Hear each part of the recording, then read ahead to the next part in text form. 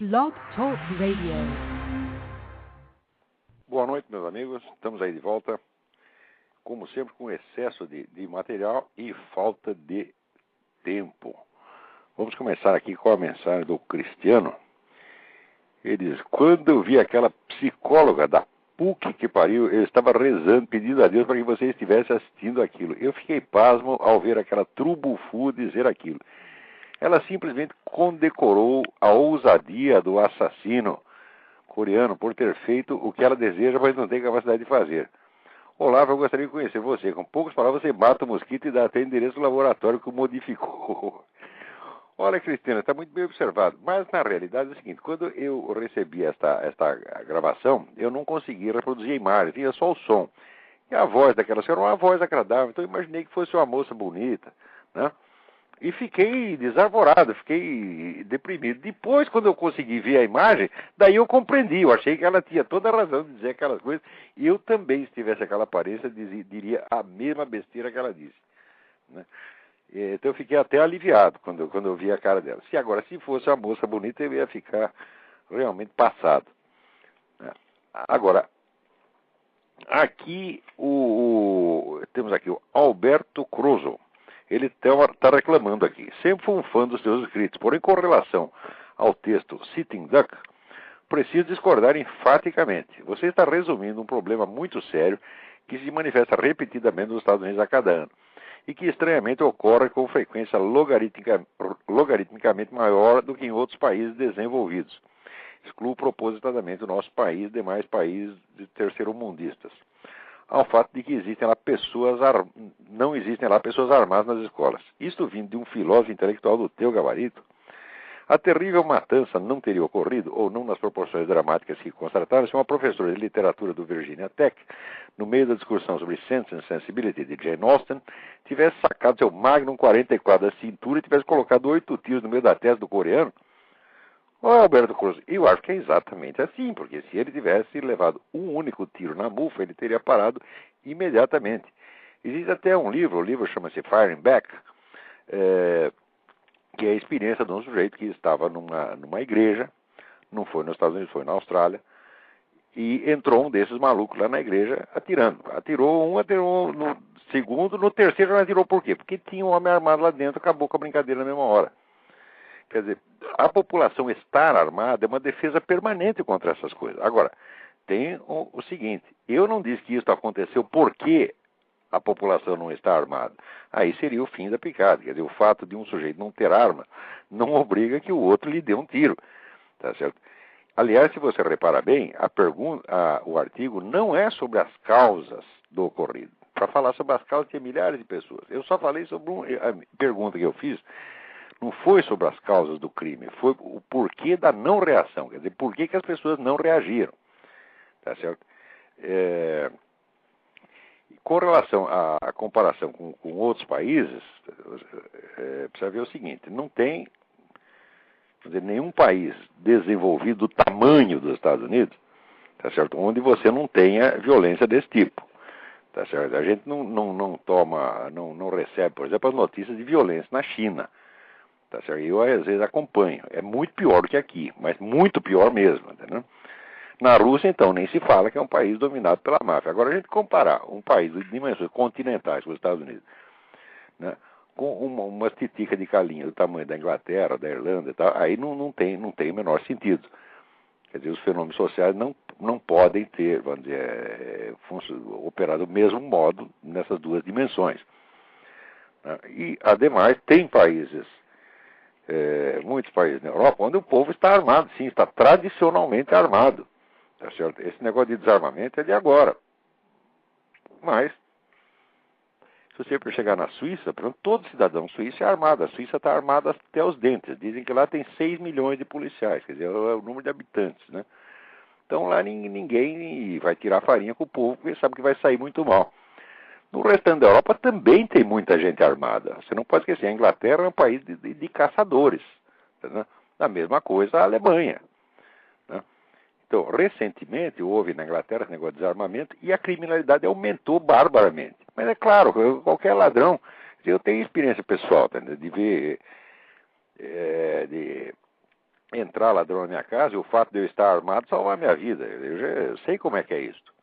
Né? Agora, é claro que eu não estou explicando a ação do criminoso coreano pelo simples fato de os outros das vítimas estarem sem armas. Não, eu estou tentando explicar, vamos dizer, primeiro o fato de eles ficarem inermes, de não poderem reagir de maneira alguma. Agora, eu tenho a impressão que com a educação que esse pessoal recebe, mesmo que eles estivessem armados, eles não iam reagir, eles iam ficar com medo. Eles estão realmente sendo educados para ficar cada vez mais fracos, mais covardes, mais ineptos. Né? Agora, não é esta educação a causa do crime, presta atenção. Para ver aonde que a educação interferiu para produzir esse estado de coisas, precisaria ver não este aspecto que eu abordei, mas outros aspectos. Né? Entre os quais o seguinte: essa educação americana há 40 anos era calculada para produzir não somente boiolas, mas para produzir pessoas revoltadas contra o próprio país, e revoltadas contra os próprios pais, vamos dizer, para produzir pessoas cada vez mais arrogantes e pretensiosas, e a relação entre isso e a criminalidade juvenil hoje já está mais do que provada. Eu sugiro que você dê uma olhada naquele livro da Charlotte Iserbyt que eu citei, The Deliberate Dumbing Down of America. Dê uma olhada lá e você vai ver. Quer dizer, a criminalidade juvenil americana é uma obra de engenharia social. Não através deste aspecto que eu ressaltei, este aspecto, vamos dizer, enfraquecedor, mas existem outros aspectos. Também, você não espera que no artigo eu aborde tudo a respeito de um fenômeno tão complexo, né? Muito bem. Agora, aqui, o Fábio Andrade, ele me manda aqui uma notícia de que a cantora americana Sheryl Crow diz que o uso do papel higiênico em grandes quantidades deveria ser proibido para proteger o meio ambiente. Olha só, mas que coisa perigosa. Esse pessoal, todo mundo, né, limpando o cu, realmente é uma ameaça para a humanidade. Vocês parem com isso, gente, né? Não vamos mais limpar. Isso aí realmente é perigoso, né? Ai. Agora, aqui tem uma carta do Leandro Coelho Bergantin. Hoje está cheio, tem mais carta até do que habitualmente. Diz o seguinte: prezado professor, no site do New York Police Department, o delegado Raymond W. Kelly faz um apelo contra as armas ilegais. Eu não sei se em Nova York é permitido andar armado, mas se meu inglês não me enganou, ele solicita que entreguem as armas ilegais ao governo. Bom, existem armas ilegais aqui. Por exemplo, existe uma lei que proíbe as chamadas armas de assalto, quer dizer, que são armas tipo exército, né? Certo? Metralhadoras e metralhadoras e semi-metralhadoras. Não todas, mas algumas são. Né? Agora, acontece que a sacanagem entra aí pelo seguinte viés. Existem muitas armas que não são armas de assalto, mas que apenas copiam o desenho de armas de assalto, de armas militares, para parecer bonitinho, para atrair o freguês. E acontece que estas também estão sendo, vamos dizer, na esteira da lei, também são consideradas ilegais. Quer dizer, o polícia chega lá, vê que você está com uma arma que parece arma de assalto, embora ela só dê, por exemplo, 5 tiros, não seja nem mesmo uma metralhadora, e já te toma a arma. Né? Então, eu não sei, não conheço esse delegado Kelly, eu não sei se ele está, vamos dizer, falando apenas das armas que são realmente ilegais, ou se ele está nessa, a pretexto de tomar armas ilegais, tomar também outras que não têm nada a ver com a história. Mas, olha, nada disso aqui vai funcionar, porque o pessoal aqui reage. Metade do país tem armas e ninguém está a fim de entregar. Não é esse negócio como aconteceu no Rio de Janeiro, não? De todo mundo ir lá entregar as suas arminhas e dizer sou da paz, né? Que realmente é uma boiolice, isso é um desfibramento, isso é uma covardia. Quer dizer, o sujeito quer mostrar: olha, eu estou sem armas, eu sou da paz, não me bata, não me faça o mal, eu sou bonzinho. Mas que coisa mais nojenta, o que é isso? Quer dizer, esse pessoal pensa em atrair a piedade do bandido. Em vez do sujeito pensar em proteger sua mulher, proteger seus filhos, proteger sua casa, ele quer se fazer de coitadinho. Quer dizer, não é o homem adulto que assume a responsabilidade da vida. É o sujeito que quer se fazer de criancinha e atrair a piedade do mais forte. Isso é absolutamente nojento. Piedade, nós só devemos pedir piedade a um ser, pedimos piedade a Deus, para que nos perdoe do nosso pecado. A piedade dos outros pode enfiar no rabo, não quero piedade de ninguém, você está entendendo? Eu sei cuidar de mim, tá certo? E muito menos piedade de bandido. Né? Se o cara vier aqui com má intenção, Olha, ou eu mato o desgraçado, ou ele me mata, ou ele vai embora, né?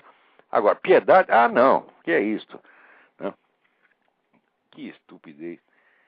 Agora aqui, vamos lá. Ramiro Severo. Por não ter saído há tanto tempo do colégio, estive consultando meus livros de história do segundo grau para avaliar o grau de marxismo neles contido. Além de comprovar a minha tese que somos todos educados a ver o mundo pela ótica marxista, constatei que a dominação de parte da Europa pelo Islã, quando citada, é mostrada como uma prova do avanço da civilização islâmica. Ao contrário, naturalmente, das dominações europeias, toda surge da ganância do homem branco. Exatamente, quer dizer, se o muçulmano e o europeu fazem a mesma coisa, o muçulmano é bonzinho e o europeu é bandido. Quer dizer, isso aí é uma campanha sistemática de deformar a mente das pessoas, né, e criar sempre, vamos dizer, uma simpatia, vamos dizer, sempre pelo outro. É o outro sempre que está certo, nós estamos errados. Ele tinha aquela tese do Levinas sobre o outro, né? O outro é o sujeito que você estranha totalmente, etc. Mas acho que no mundo tudo funciona ao contrário, né? O outro é sempre o bonzinho, nós é que não prestamos, né? E, por exemplo, nessa coisa da escravidão, se você pegar o livro do Alberto Costa e Silva, Alberto Costa é um grande historiador brasileiro, que produziu um livro A Espada e a Lança. Ele produziu dois ou três livros sobre a história da escravidão, uma das obras mais completas que existe. E ele mostra ali que a escravidão islâmica não foi brincadeira. Eles pegaram mais de 5 milhões de pessoas na Europa, numa época em que a população era muito menor do que era depois, vamos dizer, no século XVIII ou XIX, quando chegou ao auge o comércio de escravos. Mais ainda, nós sabemos que, em geral, vamos dizer, o europeu não era o aprisionador. O europeu não fazia incursões dentro da África para aprisionar escravos. Ele simplesmente comprava dos muçulmanos que estavam vendendo ali no porto. E entre esses muçulmanos, tinha pelo menos uns 20% de negros. Quer dizer, esse pessoal estava enriquecendo com o narcotráfico. Agora, tem gente que veio com a história de que, os negros, coitadinhos, eles eram obrigados a escravizar os outros porque os brancos os obrigavam. Fala, ora, o que é isso? A escravidão islâmica começou 8 séculos antes da escravidão europeia. Quer dizer, quando o primeiro português baixou lá na África, é claro que ele não baixou lá com boas intenções, porque Afonso Albuquerque já foi baixando, contornando ali a África e já ia disparando canhão, tá certo? Ele parava, encostava ali o navio 100 metros do porto e já disparava um canhão. Daí descia, mandava cortar 200 narizes e daí chamava, o pessoal dizia, agora vamos dialogar, né? Então, quer dizer, não era brincadeira também. Esse português não era um fluxo era muito violento. Mas quando o primeiro português desceu lá, já tinha 8 séculos de dominação islâmica na Europa e já tinham levado 5 milhões de europeus para ser escravo no mundo islâmico. Agora, hoje em dia, a gente vê a conversa invertida. Quer dizer, o europeu é que é o escravizador. E o que aconteceu antes acaba sendo explicado por causa do que aconteceu depois. Ora, meu Deus do céu. Bom, vamos lá. Parece que tem alguém aí esperando para falar. Vamos lá, não vou deixar esperando mais não. Alô? Alô, Olavo? Sim. Oi, aqui é o Davi Carvalho de Belo Horizonte. Oi, tudo bem? Tudo bem. Aqui, eu vi que o senhor comentou aí a carta do menino sobre ensino de história no Brasil. É o seguinte, antigamente eu tinha a pretensão de orientar pessoas sobre fatos históricos, mas especialmente jovens, mas eu vi que aí eu ia acabar fazendo com que os meninos tomassem pau em qualquer vestibular do país. Então eu desisti, sabe? Pois é, porque o próprio vestibular já é usado como instrumento de padronização ideológica. Você tem que responder direitinho o que esse filho da puta quer que você responda. Você tem que responder a mentira que eles querem. Aí eu fiquei realmente muito sentido assim, não posso ensinar isso pro menino porque ele vai tomar pau no vestibular, não tem jeito. Se você ensina, por exemplo, isso que nós estamos falando agora, se você mencionar, vamos dizer, este fato histórico, vamos dizer, imenso da escravidão islâmica na Europa, né? Você toma pau só pelo fato de você saber isso. Quer dizer, você é obrigado a ser ignorante. Ignorante que nem os caras querem que você seja. Quer dizer, esse pessoal da universidade está moldando os outros a imagem semelhante da sua própria ignorância. Então, quer dizer, ignorância obrigatória. Isso é um crime monstruoso. Quer dizer, a universidade brasileira, o ensino brasileiro todinho é apenas crime organizado. E agora vem esse governo com essa palhaçada desse montão de recursos, de dinheiro, eu não sei como é que chama esse plano, plano de PAC educacional, né? É o PAC da educação. E isso tudo é uma palhaçada, esse negócio de investimento em educação. Olha, para melhorar a educação no Brasil, a coisa é muito simples. Primeiro, você tem que formar a elite intelectual.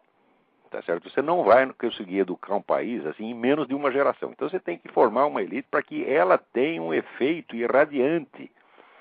Você tem que formar primeiro os professores, para depois você formar os alunos. Tá certo? E não é formar um montão de professores de uma vez. Não, você tem que formar os melhores com o nível mais alto que você possa. Um país se começa assim, você formando uma elite intelectual no mais alto plano que você possa. E daí a coisa vai espalhando para o restante da população e vai impregnando naturalmente. Você nem precisa de botar muito dinheiro, não. Porque quem quer educação vai atrás dela. Tá certo? Nunca faltou quem quisesse educação e quem conseguisse reunir os recursos para isso. Você viu a universidade medieval, foi criada por quê? Foi criada por algum governo? Não, foi criada pelos alunos. Eram pessoas que se reuniam e se cotizavam e quando não tinha dinheiro pedia para as outras pessoas davam. Aliás, aqui na América, até hoje, tá certo? Dinheiro para educação, todo mundo dá. Qualquer sujeito milionário, você chega lá e diz, olha aqui, fundei uma escola, não sei do que, para precisar de dinheiro. O sujeito assina o cheque e te dá. Agora, no Brasil não é todo mundo mão de vaca. É mão de vaca porque ele não quer dar o dinheiro, ele quer que o governo roube o dinheiro dele. Né? Assim como a esmola. O sujeito pede a esmola, me dá R$2 aí para tomar uma pinga. Você não dá R$2 para o sujeito tomar uma pinga, você dá 20 para o cara da ONG tomar 10 pingas, né? Pagar o aluguel da sala, pagar a conta de telefone, né? Dá dinheiro lá para as amantes dele e tal, e o que sobrar vai pro coitado do mendigo. Quer dizer, vai sobrar o quê? 2 centavos de pinga, porra. Né? Pois é. Assim não dá. Outra coisa, esse pessoal do movimento gay, eu já vi que eles não vão poder contar com o Clodovil. Não pode mesmo. O Clodovil é um homem sério. E tem um vídeo no YouTube, chama Clodovil é vaiado pelo movimento gay.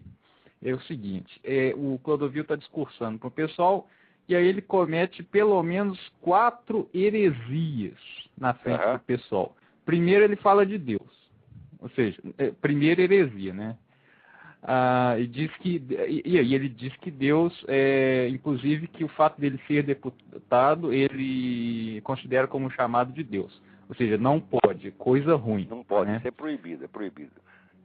Outra Você tem coisa, que ser deputado por tesão anal, por fé religiosa não pode. Tá certo? Porque é sagrado no Brasil o tesão anal. Né? O sujeito está lá porque ele quer dar para os outros deputados. Se ele dissesse isso, ele seria um herói. Como ele diz que é por fé religiosa, então ele é um bandido. Ora, meu Deus do céu. Segunda heresia, ele diz que não faria parte da parada gay porque ele não sente orgulho de ser gay, e sim de ser o que é. O que é óbvio, né? Mas onde já se viu o sujeito ter orgulho de ser gay ou ter orgulho de não ser gay? O sujeito ter orgulho do tesão, vai pra merda. Isso é o que a Bíblia chama os pensamentos da carne e do sangue. Isso é o pior que existe na humanidade. O sujeito tem que ter orgulho das suas obras, do bem que ele fez. Não do tesão que tem, meu Deus do céu. Se o sujeito quer comer a mulher do vizinho, por exemplo, ele é heterossexual. Ele vai ter orgulho disso? O sujeito vai ver o dia inteiro de pau duro, dizendo, olha aqui, eu sou o gostosão. Isso é tão primário, tão animal, que o sujeito fala essas coisas de apanhar. Tá? Pois é. A terceira heresia que ele falou orgulho machista são as coisas mais imbecis que tem. Imbecis não, elas são imorais em si mesmas. Imorais e até criminosas. O sujeito fazer dessas coisas motivo de orgulho já é rebaixar o padrão moral das pessoas. Né? Porque é o seguinte, tesão... Você não tem tesão de quem você quer, você tem tesão de quem você pode. Isso não é uma coisa controlável. Né? Quantas vezes o sujeito não tem desejo por uma mulher que ele não presta, ele sabe que a mulher não presta, mas ele continua querendo a mulher. Não é assim? Quer dizer, não é uma coisa controlável. Você não pode medir a qualidade da pessoa pelo tipo de tesão que ela tem. E é isso que eles estão querendo dizer. E que eles, porque têm esse desejo homossexual, são pessoas especiais. São especial merda nenhuma, são tão ruins quanto todo mundo, e até um pouco pior. Porque já estão corrompendo a sociedade com essas ideias. Pois é. Bom, terceira heresia, ele diz que todo mundo é filho de casal heterossexual, ou seja, não pode lembrar esse pessoal isso. Não existe reprodução homossexual, que eu saiba, ainda não foi inventado. Talvez inventem, tá certo? Mas ainda não foi. Os caras querem, todos eles querem engravidar. Né? Ainda não inventaram. Então, agora, se você diz isto, né, olha, um ser humano se produz assim, né, por via...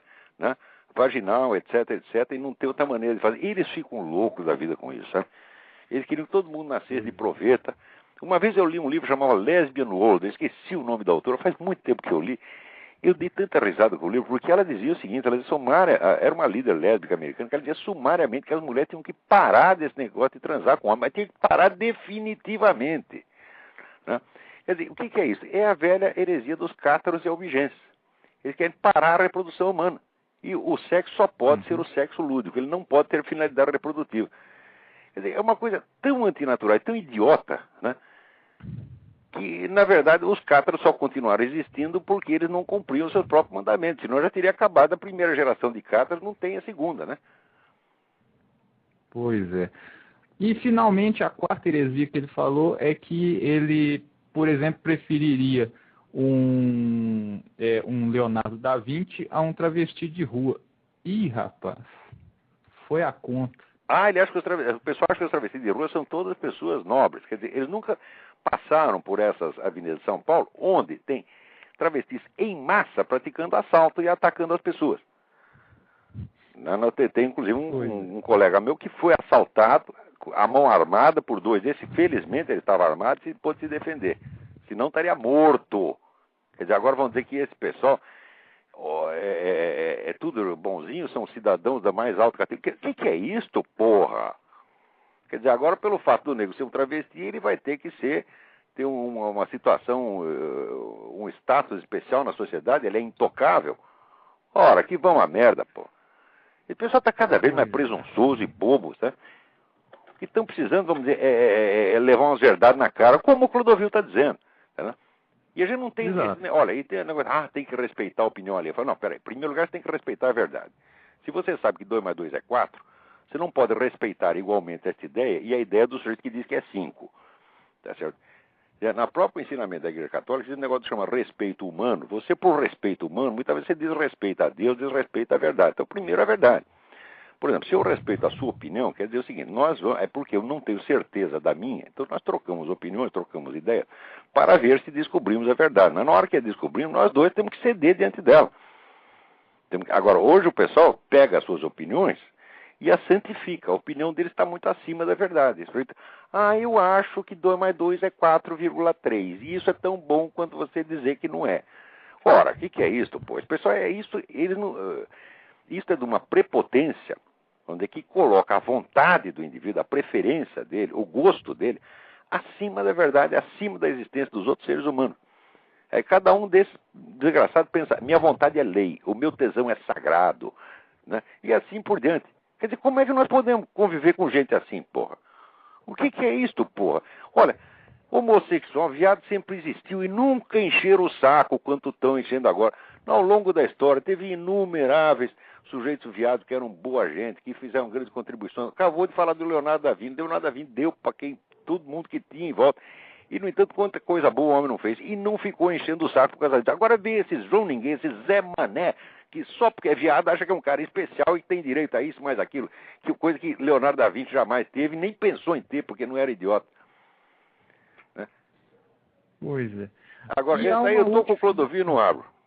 De vez em quando ele fala umas besteiras também, mas ninguém é perfeito. Não, cara. Aqui, ó, última coisa. Eu percebi que todo sábado na Ilustrada tem um tal de Antônio Cícero. E pelo que ele escreveu semana retrasada, eu já vi que toda semana ele vai falar mal de religião. Porque, assim, é obrigatório. Essa semana... Ele não entende merda nenhuma de religião, pô. Olha, eu tô aqui lendo um livro, eu tô aqui lendo Karl Jaspers, A Fé Filosófica e a Revelação. Se eu der esse livro na mão do Antônio Cícero, ele quando chegar na página 15, ele tem congestão cerebral. Tá? Quer dizer, esse pessoal, Antônio, até esse Richard Dawkins, ele escreveu um livro absolutamente pueril, que até os outros ateus estão tudo envergonhados da merda que ele escreveu lá. Sim, eu li aquele o Relojoeiro Cego, e eu li o segundo capítulo, que é aquele programa, o programa de computador, o Weasel, e o terceiro, que é o programa das ramificações, que fica fazendo desenho do animalzinho. As conclusões que ele tira com aquilo provam que ele não sabe método científico. Não, o Dawkins não sabe mesmo, ele não tem a menor ideia do que seja a ciência. Olha, a aula que eu dei a semana passada, que eu gravei para a aula para o pessoal de São Paulo, era exatamente sobre isso. Você criar uma ciência, você fundar uma ciência, é você delimitar por abstração um determinado aspecto da realidade, que nunca é um fato concreto, mas sempre um aspecto abstrativo. Em seguida, você conceber uma série de métodos padronizados para investigação daquilo e de critérios para averiguação. Quer dizer, a existência de uma ciência é uma limitação do território cognitivo, é uma limitação sem a qual você não poderia aplicar os métodos, vamos dizer, com a regularidade necessária. Então, quando esse cara diz, não, talvez até haja alguns limites para a ciência, ele mostra que ele não sabe o que é ciência, porque a ciência é limitação. O Dawkins é um idiota perfeito, esse Daniel Dennett é um cabeça de toicinho, esse Sam Harris é outro cretino, e os discípulos e admiradores deles são muito piores. O Dawkins é o analfabetismo puro e simples. A ideia que ele tem de religião são ideias pueris que eu tinha aos 12 anos de idade. Pior do que eu tinha aos 12 anos de idade, porque eu pelo menos respeitava e sabia que não sabia. E ele não sabe que não sabe. Quer dizer, ele começa a fazer gozação, por exemplo, as provas que São Tomás de Aquino oferece de Deus por analogia da natureza, etc, etc. São Tomás de Aquino jamais ofereceu uma prova disso aí. Ele está mostrando apenas a harmonia entre uma coisa e outra. O sujeito não sabe nem ler. E tudo ele pegou de orelhada. Ele copiou de livros vulgares de propagandistas ateus do século XIX, como Ludwig Buchner, o Ernest Haeckel. Ele pegou tudo de lá, desse lixo que já devia estar esquecido. E que foi esquecido. E agora aparece esse Dawkins, que é o catador de lixo, fica lá comendo merda e arrotando, né? E a gente ainda leva a sério o idiota desse. Há uns 5, 6 anos atrás eu era ateu também e achava essas mesmas Mas todo mundo tem o direito de ser ateu, porra. Ninguém é obrigado a acreditar em Deus. Agora, uma coisa é o sujeito não acreditar em Deus, outra coisa é ele acreditar piamente que Deus não existe e acreditar que todo mundo tem que pensar que nem ele e sair dizendo essa besteira. E ainda dizer que é científico. Ora, porra. Pois é, né? Eu acreditava nesse tipo de coisa, mas depois também eu cresci meio ateu. O ateísmo o ateísmo é uma atitude espontânea, ele não pode ser pregado. Você não pode criar, vamos dizer, um sistema ateístico, porque você teria que partir da prova de que Deus não existe. Essa prova é impossível. Você pode oferecer uma prova da existência, a prova da inexistência. Se você estudar um tiquinho de lógica, ele vai ver que isso é impossível. Então o ateísmo é uma atitude humana e é uma experiência humana, pela qual todos nós podemos passar.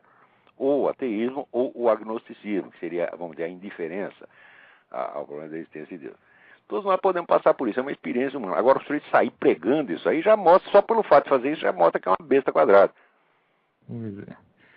Bom, agora, não sei por que temos que respeitar essa pessoa. O cara não respeita nada, não respeita a Virgem Maria, não respeita Jesus Cristo, não respeita milênios de civilização. E eu vou respeitar um bosta desse?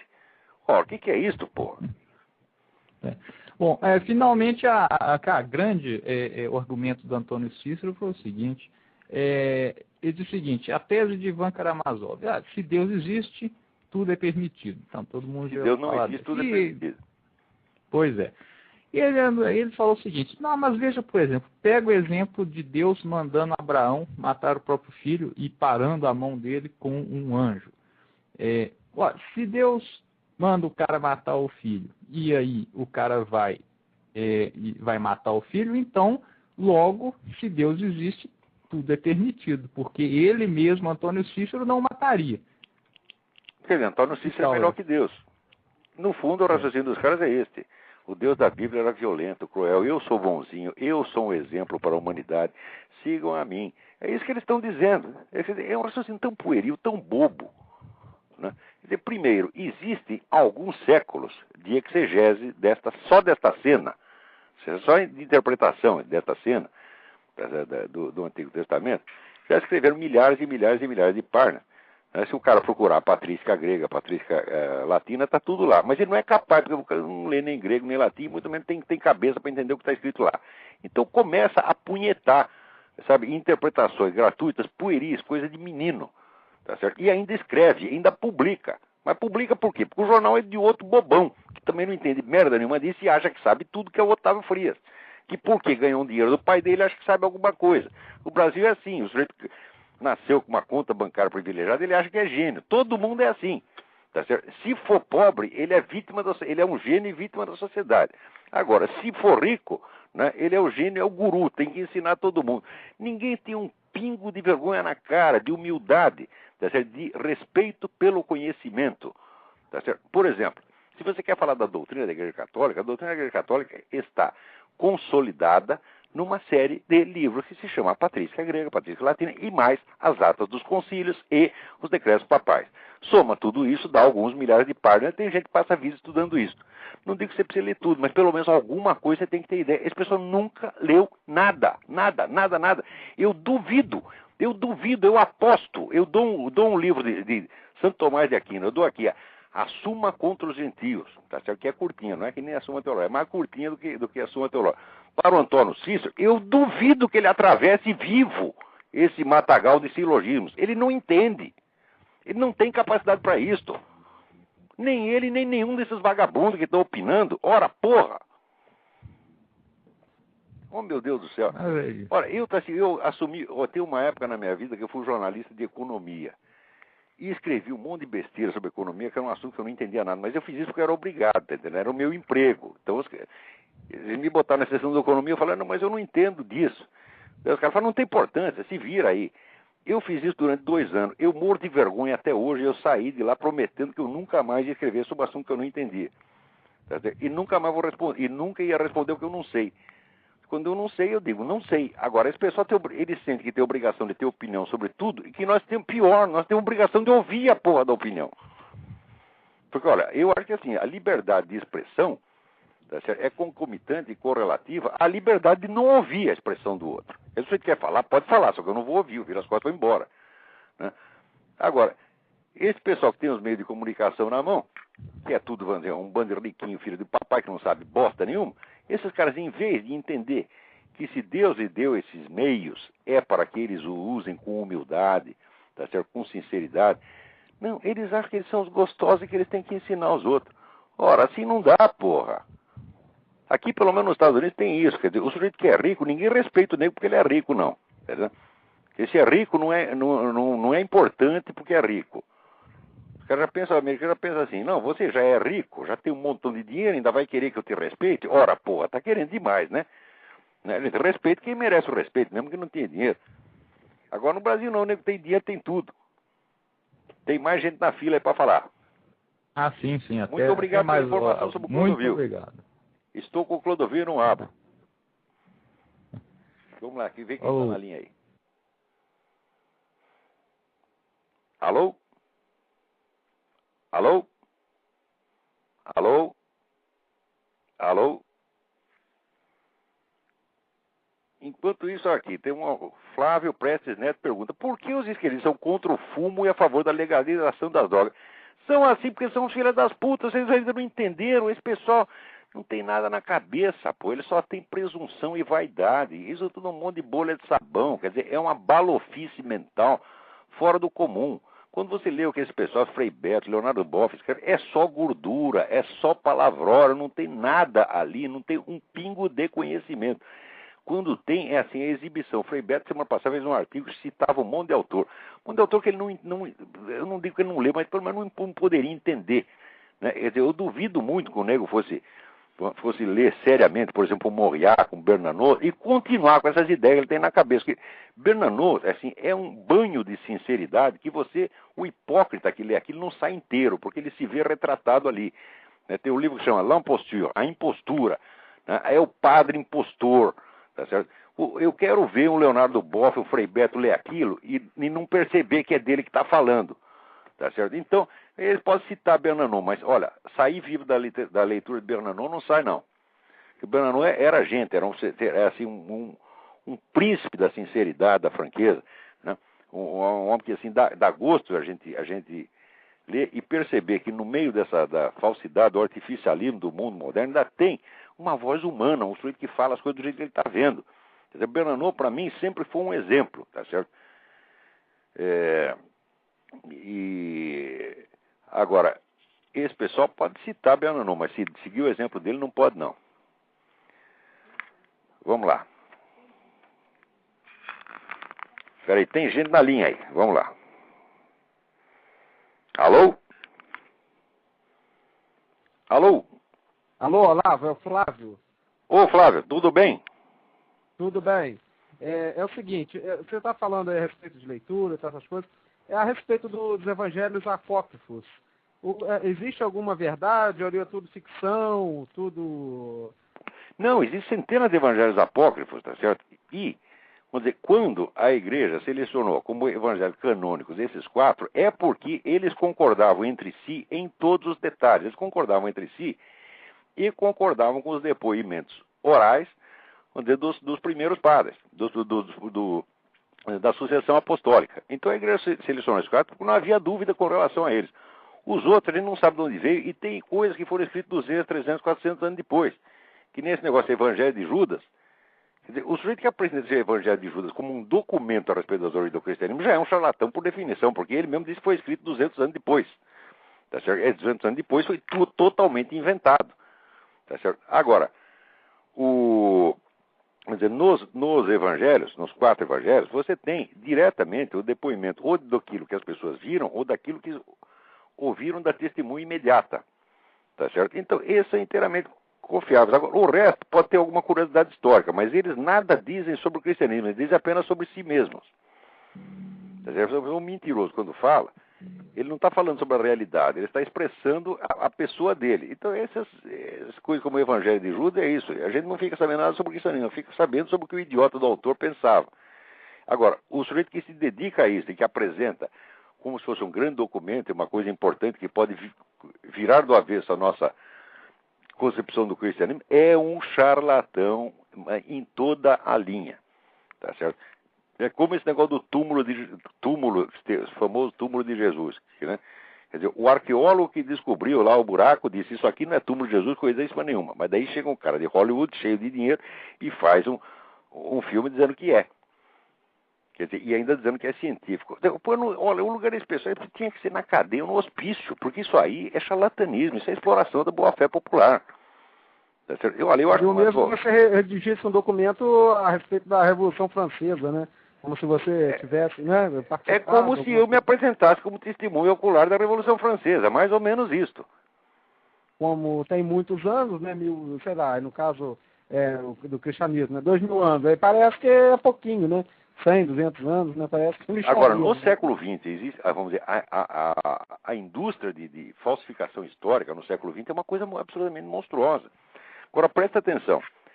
No meio profissional dos estudiosos, todo mundo sabe distinguir o que é e o que não é. Por exemplo, não existe um único historiador profissional que não sabe, por exemplo, aquilo que a gente estava falando no começo do programa, que os muçulmanos começaram a escravizar europeus 8 séculos antes do europeu chegar na África. Todo historiador profissional sabe disso. Agora, eles ficam quietos.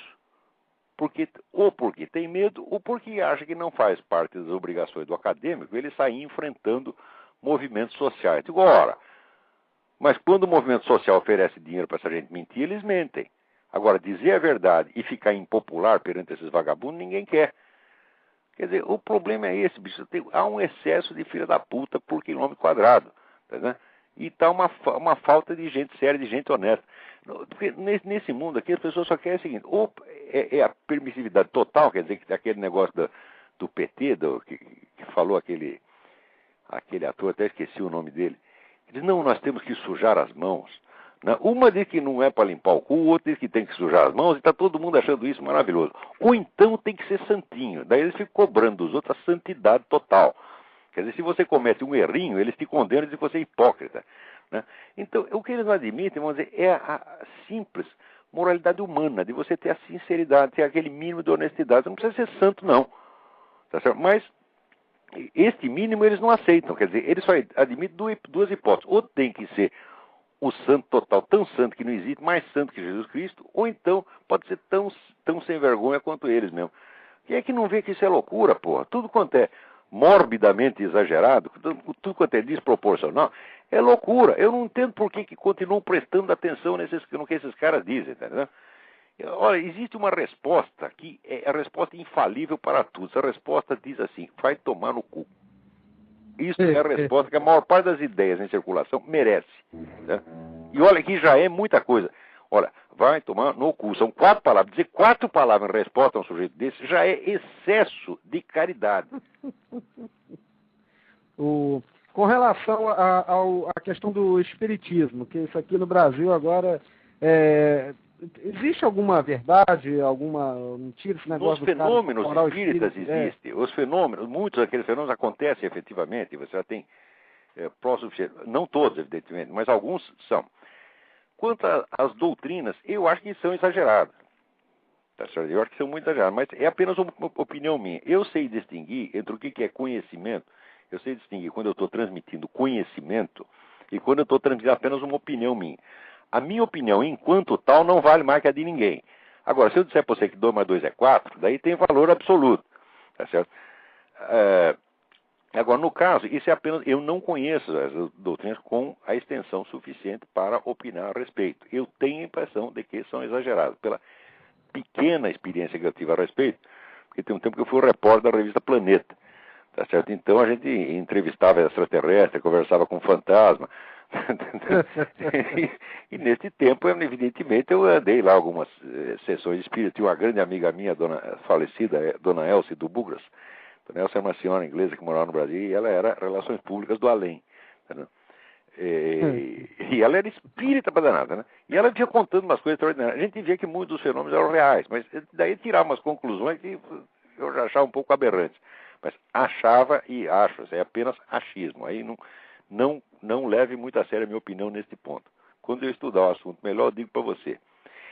No livro do René Guénon, O Erro Espírita, ele dá uma demonstração da impossibilidade da reencarnação como regra, não como exceção, a partir das doutrinas hindus.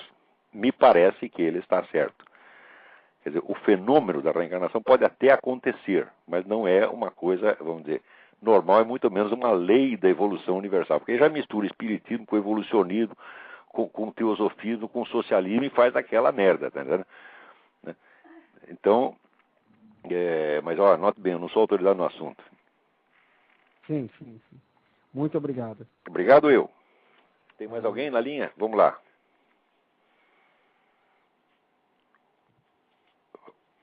Alô? Alô? Alô, Olavo? Eu? É Fábio. Opa, tudo bem? Obrigado pela mensagem sobre essa senhora Crow, Shelley Crow. É muito instrutivo esse negócio dela, né? Eu tô ficando preocupado já, né? Pois é.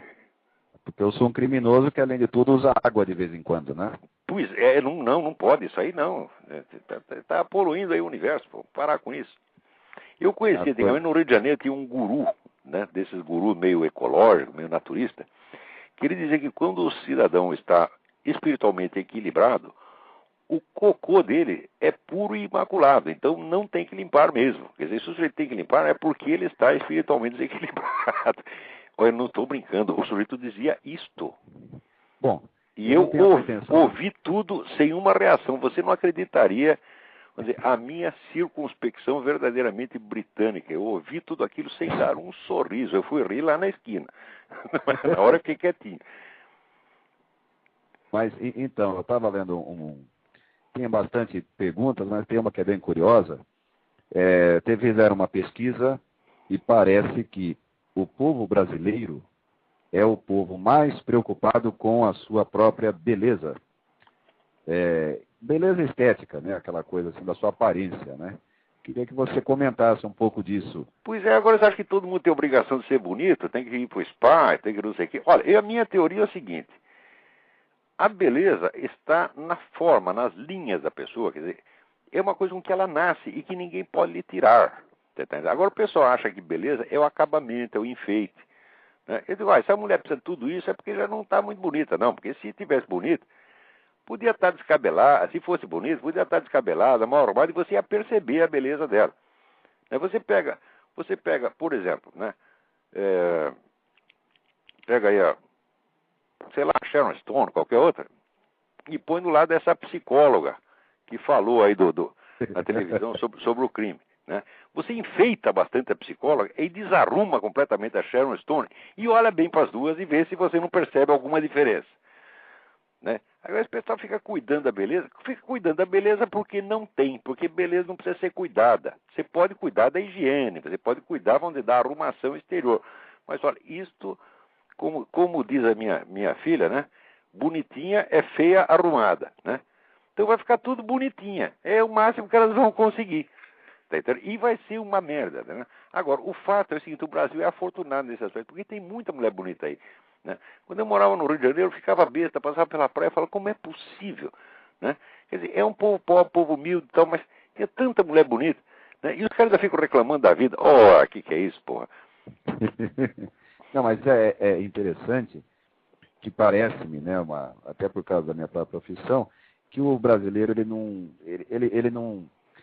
não deseja o belo, né? Na sua, por exemplo, não, ele quer só o moderno e enfeitado. É aquele negócio. O que destruiu a cidade do interior do Brasil? O prefeito que chegava lá e tinha aquelas casinhas do tempo da colônia, né? Aquele coreto no meio da praça e tal. Ele destruía tudo e enchia tudo de pastilha para ficar moderno. Isto simplesmente liquidou com a cidade do interior do Brasil. Ficaram todas horrorosas, porque queria parecer bonitinho, queria parecer moderno. Quer dizer, a pessoa não tem... Eles destroem a sua própria noção estética. A noção estética é inata no ser humano. Anos atrás houve uma pesquisa que mostrava que bebês recém-nascidos conseguiam distinguir as pessoas bonitas das pessoas feias, pelo simples da simetria e harmonia. Agora esse pessoal destrói o seu senso de simetria e harmonia e fica botando o modernoso no lugar, tá certo? E daí por isso começa a ir pro spa e não sei o quê. Oh, meu Deus do céu. Você imagina assim, por exemplo, a Sharon Stone, se ela engordar um pouco, criar um pouco de barriga, né? E se aquela dona lá emagrecer, você acha que vai resolver alguma coisa? Ora, porra, não ter feiura não tem conserto, minha, é só nascendo de novo. E você acha que tu tá feio? Então morre, nasce de novo, pede pra Deus pra você reencarnar, ou então aguenta a sua feiura, trata de ter alguma outra qualidade, porque tem tanta mulher feia encantadora, né? Tem tanta gente tão simpática, tão gracinha, tal, que você esquece que a mulher é feia, pô. Ora, que há? E vou sair eu dando lição de beleza por aí? O que é isso? Porra, eu nunca precisei de beleza coisíssima nenhuma, porra. Mas parece que hoje, né, eu vejo bom, nas próprias pessoas, no relacionamento social e profissional, e se o fulano for um pouco desarranjado, o layout um pouco ruim, né, e gordo principalmente, é quase que uma doença. Mas eles acham isso, mas tem tanta gordinha bonita, meu Deus do céu. Hã? O meu filho casou com uma, eu tenho tanto orgulho daquela menina, ele era aquela gordinha maravilhosa, né? Que coisa, que eles confundem gordura com feiura. Ah, meu Deus do céu, porque não sabe mais o que é beleza mesmo. Quer dizer, na busca pelo... Eles confundem beleza com saúde, saúde com juventude, né? Juventude com moda. É uma confusão mental muito grande. Agora temos que voltar ao princípio, quer dizer, a percepção natural e imediata e instintiva da beleza. Todos nós nascemos com isso. Isso é um dom maravilhoso de Deus, nós não podemos perder. Tá certo? Eu, graças a Deus, eu nasci com isso em dose tripla. Eu era hipersensível à beleza e à feiura. Eu, quando via pessoas feias, eu era criança, eu ficava triste, eu ficava deprimido. E se chegar uma pessoa bonita, eu imediatamente me animava, começava a pular, a contar história, né? E até hoje eu sou mais ou menos assim. Olha, se tiver gente feia, não manda aqui não, entendeu? Não adianta dizer que vai passar no spa primeiro, porque no spa vai ficar pior ainda, porque é feiura enfeitada. Não adianta, né? Não adianta. Não tem mudando de... Oi? Não, você vê, agora uma coisa que eu reparo aqui nos Estados Unidos, por exemplo, até os anos 50 e 60, eles sabiam escolher as atrizes e atores pela verdadeira beleza. Tinha cada tipo, assim, pareciam deusas, né? E os caras pareciam uns tipos angélicos, superiores, né? De repente, isso é um bando de mulher medíocre, feiosa, né? Querendo parecer bonita. É uma coisa muito feia isso aí, pô. Por quê? É porque os feios têm inveja dos bonitos. Eu nunca tive inveja de gente bonita. Eu aprecio, eu gosto de ter gente bonita em volta. Homens e mulheres, eu gosto que seja todo mundo bonito. Se for feio, a gente tolera, né? Trata de esquecer, mas eu não vejo por que ter inveja e querer, né? Eu vou querer agora impor o meu padrão, vou dizer, não, eu tenho que aceitar o meu padrão acima, eu tenho que ser mais bonito do que o Alain Delon, aqueles atores dos anos 50, Alain Delon, Robert Taylor, né? William Holden, eram uns caras bonitos pra caramba, né? Vou querer eu concorrer com os caras, vou ficar com inveja fazendo uma cuba pra eles ficarem feios, que porra é essa? Mas é interessante. Mudando de assunto, o Brasil vive agora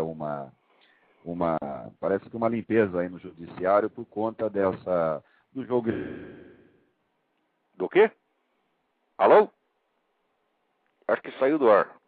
Não saiu, não. Estou aqui ainda. Então, continue, porque eu não entendi o que você estava fazendo. Por conta Então, do quê? a Polícia Federal tem feito algumas operações e colocado muita gente na cadeia, principalmente do judiciário, né? A impressão que se tem é que existe uma eficiência na justiça, na polícia, enfim. O dia que eles prenderem alguém da Farc, eu acredito neles. Porque o que eles estão fazendo é eliminar a concorrência para a Farc. O nosso governo é o office boy das Farc. A Farc ele amansa, deixa todo mundo em liberdade e fica prendendo os concorrentes. Aqueles pequenos quadrilheiros, aquelas narcotraficantes antigos, está pondo tudo na cadeia. Né? Eles e os juízes que eles compraram, os delegados que eles compraram, e o que está fazendo? Está abrindo o terreno para a Farc entrar e dominar tudo.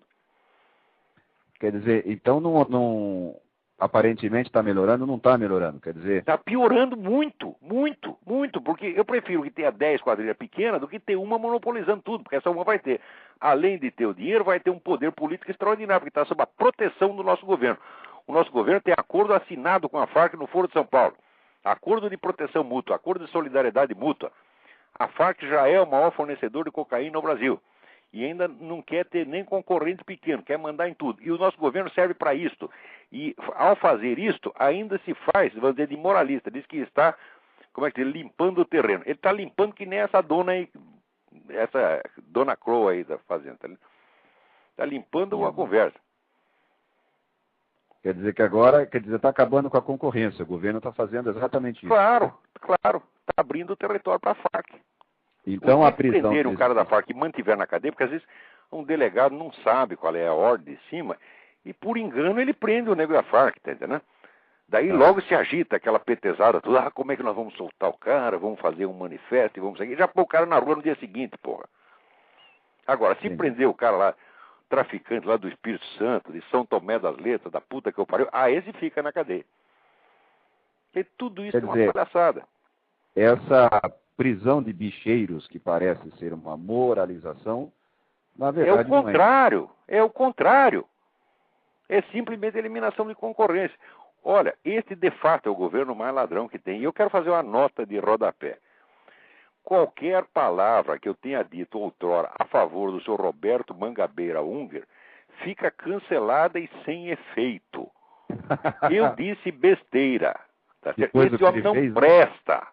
Você não presta, porque o sujeito que vai pedir desculpa ao Lula, quer dizer, ele vai se humilhar em troca de um carguinho no governo que ele mesmo chamou de corrupto. Tá certo? Seu Mangabeira, se eu encontrar o senhor, só não lhe dou uma cuspida no olho, porque o senhor usa óculos e não vou acertar o seu olho. Mas é o que o senhor merece. E o mais interessante, ele suprimiu do site dele todos os artigos onde ele pedia o impeachment do Lula. Pois é, isso aí, não tem vergonha na cara mesmo. Isso aí, esse cara é assim, para não se falar mais dele, esquecer. Olha, eu li alguma coisa do Mangabeira Unger. Não existe uma linha de análise da realidade. O Mangabeira, ele não é um cientista, ele é um profeta e um forjador de mundos. Ele só tem um projeto do mundo melhor. Eu acho que o mundo melhor, eu acho que o mundo seria muito melhor se não tivesse tanta gente tentando melhorá-lo. Sobretudo os Mangabeiras Unger. Se o Mangabeira Unger ficar quieto, o mundo vai melhorar instantaneamente. Tá certo? Eu já me comprometi a não falar de assuntos que eu não estudei, não encher o saco de ninguém. E, mais ainda, qualquer escrito meu de juventude, tá certo? Usem para fazer aquilo que a dona Sally Crow diz que não é para fazer. Só serve para isto, porque eu também escrevi besteira quando jovem só escreve besteira, tá certo? Então, graças a Deus, eu não publiquei nenhum livro, só artigo, jornal, essa coisa toda. Eu poupei à humanidade os meus livros de juventude. Tá certo? Agora, o seu Mangabeira Unger devia poupar a humanidade de todas e quaisquer palavras que saiam do cérebro maligno dele. Faça um apelo ao seu Mangabeira Unger. Cale a boca, fique quieto. Saia de campo, vai cuidar da sua vida. Mind your own business, como dizem os americanos. Vai cuidar da sua vida. Tá certo? Porque da nossa, o senhor já viu o que o senhor é capaz de fazer. Quer dizer, o senhor vende a sua opinião para um cargo no governo. O senhor não tem vergonha. Peraí, tem mais gente na fila aí. Tudo bem, Olavo. Até mais, então. Obrigado pela participação e um abraço. Até a semana que vem. Até a semana que vem. Alô? Alô? Alô? Alô? Sim, quem está aí? Quem está na linha? Alexandre. Tudo bem, Alexandre? Tudo ótimo. Olavo, eu queria te fazer uma pergunta. Na verdade, eu queria algumas dicas, ou talvez até mesmo um método, porque tem uma coisa que meio que me desespera, assim. Se eu quero pesquisar alguma coisa, é uma dificuldade tremenda você encontrar informação do que realmente marcou o debate, do que realmente fez diferença, do que realmente é importante e do que é lixo. Mas, porque, olha, por exemplo, isso que você está dizendo, quer dizer, habilitar a pessoa a procurar a informação e obter a informação correta, isso é a essência da educação e isso é o que não existe no Brasil. Quer dizer, o que existe aí é um modo de seguir, você alimentar as pessoas com informações irrelevantes ou falsas, né? Quer dizer, a noção de história que eles dão é assim, se compõe ou de fatos que não aconteceram de maneira alguma ou de fatos que não têm importância nenhuma. Isso é a educação que eles dão. Agora, quando você precisa da coisa substantiva mesmo, você não encontra. Você tem toda a razão de se queixar. E ainda tem uma coisa mais desesperadora. Porque, por exemplo, se você vai numa livraria, por exemplo, os livros clássicos, o que realmente importa, estão misturados com os lançamentos do mês. Ou seja, é uma Quer dizer, veja, outra coisa que é a educação tem que dar um senso da hierarquia, de importância e de valor. Aí eles não dão, eles misturam, tu faz uma mixórdia total, e você, eu estou me aprimorando agora, eu estou lendo Shakespeare e Paulo Coelho. Eu digo, assim não dá, porra, ou Shakespeare e Chico Buarque. Mas que é? Isso não é educação, não adianta você dar a coisa boa se você nivela com a merda, tá entendendo? E desensina a pessoa a fazer distinção. A distinção é a base da educação, né? Agora, eu acho que aí você tem que fazer o seguinte, você primeiro tem que saber uma língua estrangeira pelo menos, de preferência em inglês, que é a língua mais falada. E você tem que se informar diretamente em inglês. Uhum. Né? Isso quer dizer, você... aqui a diferença entre os Estados Unidos... Aqui também tem uma boa quantidade de filha da puta por quilômetro quadrado. Mas aqui você tem a informação. Quando chega o nego... Por exemplo, aparece o Al Gore dizendo esse monte de besteira. No dia seguinte, você tem 500 caras te dando a informação, tá certo? De que você precisa para poder julgar aquilo. E daí você pega as informações dos dois lados e você julga. Tá certo? Eu, como estou fazendo isso há muito tempo, eu comecei a minha vida acreditando nesse pessoal esquerdista. Acreditei neles por quê? Porque foi o primeiro que eu encontrei. Por exemplo, o primeiro que falou besteira na minha orelha, acreditei em tudo. E passei anos da minha vida absorvendo isso. Tá certo? Quer dizer, eu acho que, mesmo depois de eu ter abandonado esse pessoal da militância, eu ainda continuei nessa atmosfera por muito tempo. Só muito tardiamente é que eu me lembrei de fazer aquele famoso negócio, ouvir o outro lado. Tá certo? E quando ouvi o outro lado, falei, porra, o outro lado está dizendo a verdade. Esses caras da esquerda só mentem. Não é a questão de ouvir o outro lado para ficar neutro e superior, porque isso é frescura, isso é boiolice. Boiolice. A verdade nunca é neutro. Ou é a verdade, está de um lado ou está do outro. Se um cara diz que 2 mais 2 é 4 e o outro diz que é 5, um dos dois tem que estar com a razão, porra, e você vai ter que descobrir. Né? A gente nunca sabe de antemão, então a gente tem que ouvir os dois lados com justiça e com paciência e com igual receptividade, mas para descobrir a verdade. E a hora que descobre a verdade, você pega o cara que diz que 2 mais 2 é 5 e manda calar a boca. Né? Agora, isso é a base da educação. Quer dizer, se é para saber como as coisas não são, não precisa estudar. A gente estuda para saber como é que são. Agora, quando o pessoal começa a dizer, não existe verdade, cada um tem a sua opinião, nós temos que respeitar todas as opiniões, isso é barbarismo. Eles falam isso porque eles sabem que isso dissolve a inteligência humana. Ora, você só ouve, por exemplo, se você diz, não existe verdade objetiva, cada um tem a sua opinião. Espera um pouquinho, se você está dando uma opinião a respeito da minha opinião, quer dizer que você conhece a minha opinião. E se você conhece a minha opinião, então algo você pode conhecer objetivamente. Se fosse verdade que não existe verdade, que tudo é opinião, não dá nem para você conhecer a opinião do vizinho, porra. Quer dizer, o que o pessoal está falando é é o peido oral, você está entendendo? Não presta atenção nessas coisas, mas não gaste seu tempo com essas coisas, vai estudar coisa séria, entendeu?